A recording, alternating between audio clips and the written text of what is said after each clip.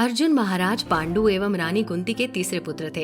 ये महाभारत के मुख्य पात्र में से एक व द्रोणाचार्य के शिष्य थे। इनकी माता कुंती का एक नाम पृथा था, जिस कारण अर्जुन पार्थ भी कहलाए। बहुत से लोगों को पता होगा कि अर्जुन की मृत्यु स्वर्ग की यात्रा के दौरान हुई थी, परंतु इसके पहले भी एक बार अर्जुन की मृत्यु हुई और वे पुनः जीवित हुए। इसके बारे में बहुत ही कम लोग जानते हैं। तो आइए आज हम आपको महायोद्धा अर्जुन से जुड़ी इस पूरी कहानी के बारे में बताएंगे।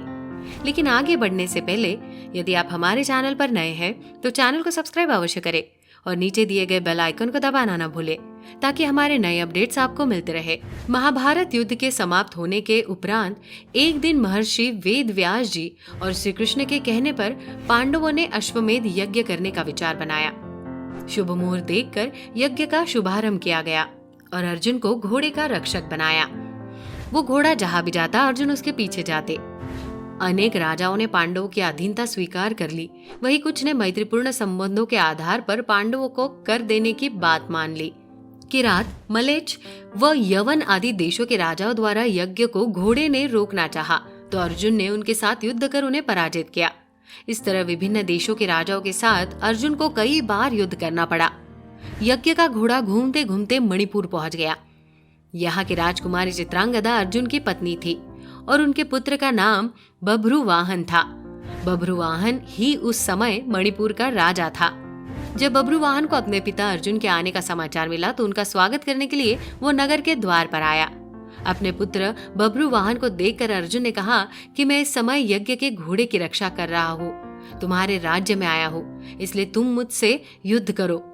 जिस समय अर्जुन बभ्रुवाहन से ये बात कह रहा था, उसी समय नाग कन्या उलूपी भी वहां आ गई। उलूपी भी अर्जुन की पत्नी थी। उलूपी ने भी बभ्रबाहु को अर्जुन के साथ युद्ध करने के लिए उकसाया। अपने पिता अर्जुन व सौतेली माता उलूपी के कहने पर बभ्रुवाहन युद्ध के लिए तैयार हो गए। अर्जुन और बभ्रुवाहन में बहुत भयंकर युद्ध हुआ।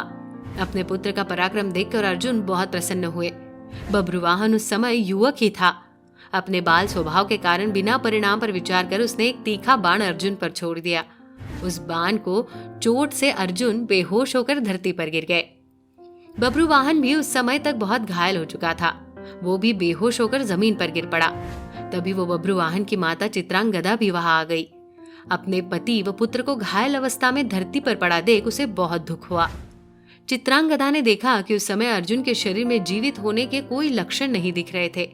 अपने पति को मृत अवस्था में देखकर वो फूट फूट कर रोने लगी। उसी समय बभ्रुवाहन को भी होश आ गया।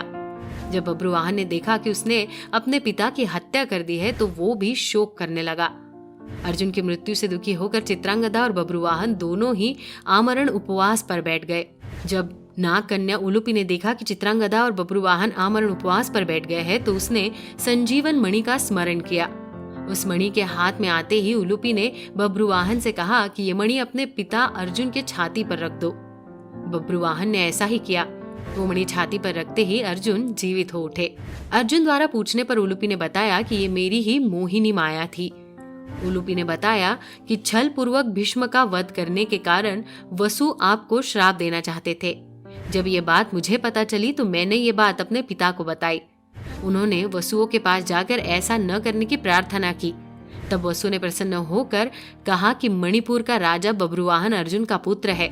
यदि वो बाणों से अपने पिता का वध कर देगा तो अर्जुन को अपने पाप से छुटकारा मिल जाएगा। आपको वसुओं के श्राप से बचाने के लिए ही मैंने ये मोहिनी माया दिखलाई थी। इस प्रकार पूरी बात जानकर अर्जुन, बभ्रुवाहन और चित्रांगदा भी प्रसन्न हो गए। अर्जुन ने बभ्रुवाहन को अश्वमेध यज्ञ में आने का निमंत्रण दिया और पुनः अपनी यात्रा पर चल दिए। तो दर्शकों, कैसी लगी आपको ये पूरी जानकारी? हमें कमेंट सेक्शन में जरूर बताइएगा। साथ ही यदि आपको ये वीडियो पसंद आई हो तो वीडियो को लाइक कर चैनल को सब्सक्राइब जरूर कर दे और वीडियो में अंत तक बने रहने के लिए आपका धन्यवाद।